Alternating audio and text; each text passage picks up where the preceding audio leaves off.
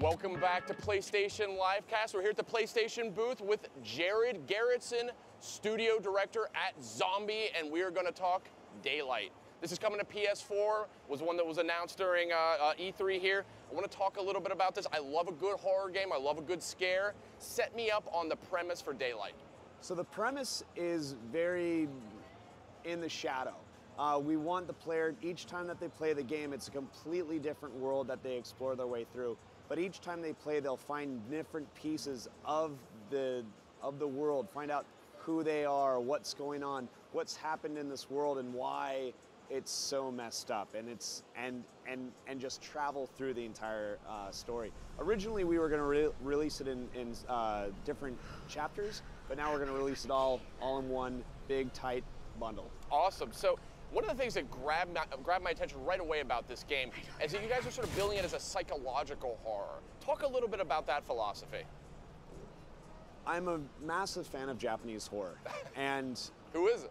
Exactly. And American horror is chainsaws and blood and guts and violence, and it's this very American feel. Japanese horror is very subtle. There's smaller things. There's creaks. There's things that are so twisted that it's scary just to look at, versus a guy with a burlap sack over his head.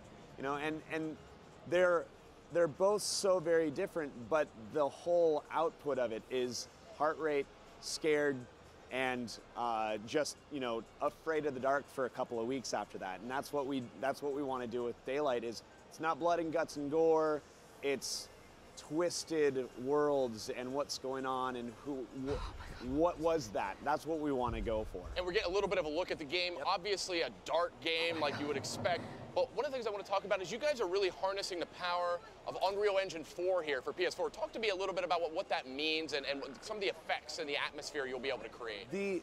So we're Unreal through and through developer. We've been working with Unreal for many years, and we were able to get Daylight, or actually Unreal 4, GDC last year. And the one big thing that they added to 4 was this procedurally generated content drop, where you make volumes and you can put what's inside of it and it will fill rooms. And we looked at this like, wait, we can do this, but can it take logic and do it as well? And it did.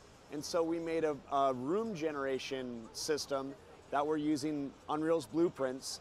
And so it's populating not only the world procedurally, so each room will be different and the elements will be different, but it's also the horror and the shock and the placement of ghosts and the placement of anything is completely different, and it's really hard to demo. I love it though. I think horror is all about the unexpected. Exactly. And having a procedural system to kind of build a randomized, but I mean not randomized, you're not just throwing them on a table and scattering them willy-nilly. I mean, right. It's still, there's a logic, like you said, there are systems in place to guide this experience. Now talk to me a little bit about what we're seeing here. I mean, it looks like a cell phone, and it looks like that's a source of illumination. Talk to me a little bit about some of the tools at your disposal as you navigate these environments. So anytime anyone needs a light or is in a dark place, they pull out their cell phone. It's just true tech that everyone has, even kids have. And so it was one of those things where like, this makes sense. And we put different items, so for example, the glow stick, or you can find flares, and each one of those actually have game mechanics connected to it. So the glow sticks will allow you to find clues or allow you to find different elements.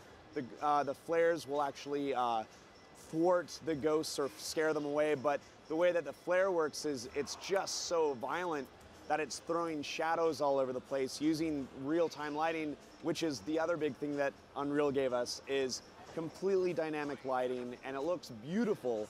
And it allowed us to make these worlds. If we were to do this in Unreal 3, each time we would make the world, the lighting would have to get baked and placed in. We're talking about like per pixel real-time lighting, the kind of stuff that you used to see in Doom 3, but you guys are doing it in a whole new way here with the game. Yeah, so it allows us to have flexibility, but also the complex textures that they're coming out. We can make just insane shaders that will manipulate and kind of move around, and it's really awesome. And our team was relatively small when we first started working on this. This was really just kind of like a weekend idea, and it grew and grew and grew, and it's becoming something very interesting because signing with Atlus, them bringing it to the PlayStation, it's no longer just going to be this little indie PC thing.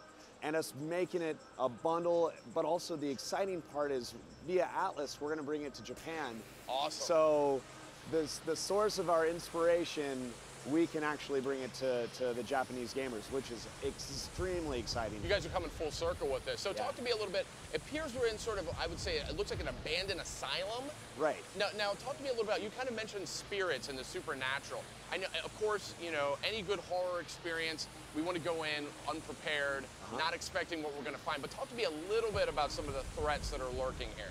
So we have a lot of different elements to it that you learn, and the things that you'll see mostly right now are our ghosts, which we made them very, very permadeath.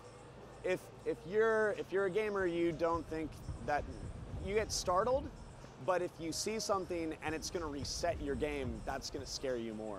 So they're very brutal in the sense of when you see that, you want to get away because you don't want to restart. And so we're doing a lot of that. It'll be balanced, of course, easy, medium, hard. So like if I just want to learn the story, if I want to experience it and just have fun with it, you can go easy. But if you want to go hard, it'll be very different. Speaking of spirits, here we go. Yeah, and so in this, the spirits we'll have many different types of spirits that will really be different archetypes that you experience in any game. But then we have those subtle non-reset elements of things that go bump in the night that you just don't know what they are.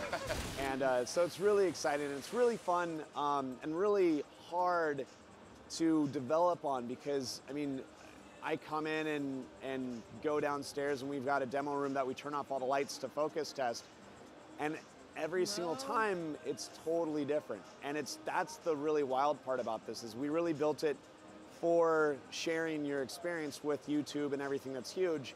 And so when we signed with Blacklight and we got to get that controller and that share button being that major factor and us getting to find out camera X, Y, and Z, we definitely are going to be making the experience very dialed in for the PlayStation 4. That's awesome. Taking full advantage of all the tools there, share and scare, or scare and share, maybe I should say. Yep. I also want to talk a little bit about, I mean, what do you do when you find a spirit? I mean, this is not a first-person shooter. Right, I mean, right. You're not firing like ectoplasm guns and Yeah. things like that. Are you using primarily light sources to ward these things off? So light sources, and then if they do grab you, you will be able to fight them off, but you'll want to run again, or some of them might just get you and you're done for. So really, it should be as soon as you see those, you should definitely be like, oh, what do I want to do? Do I want to run? How do I do that? And you'll learn how to manipulate the environment for the ghosts and everything like that. Well, I love a good horror game. When are we going to be able to get our hands on Daylight for PS4? We're aiming for Q1 2014.